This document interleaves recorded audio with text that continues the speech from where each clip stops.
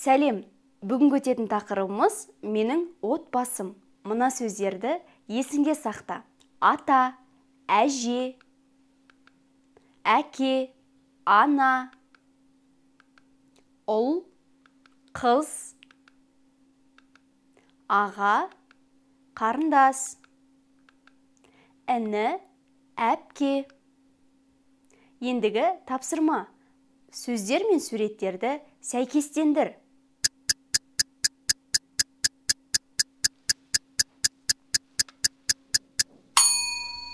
Өзіңді тексер.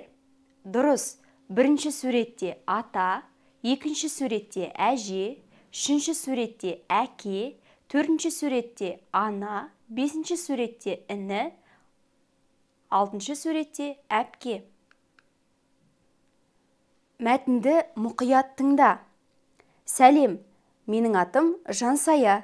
Мен студентпін, екінші курста оқимын. Бұл менің отбасым.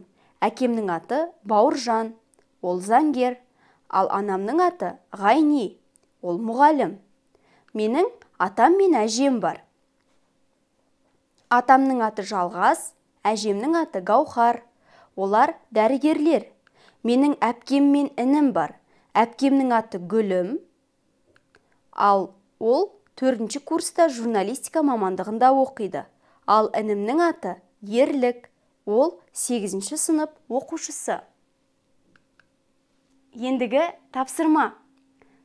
Мәтін бойынша дұрыс бұрыстығын анықта.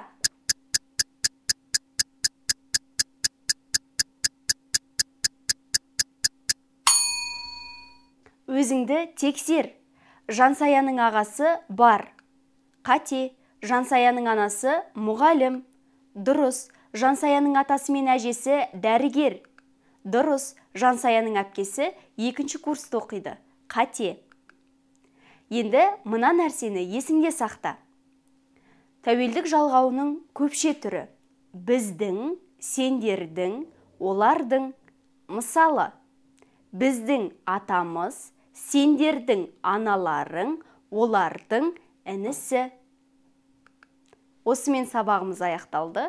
Сау бол!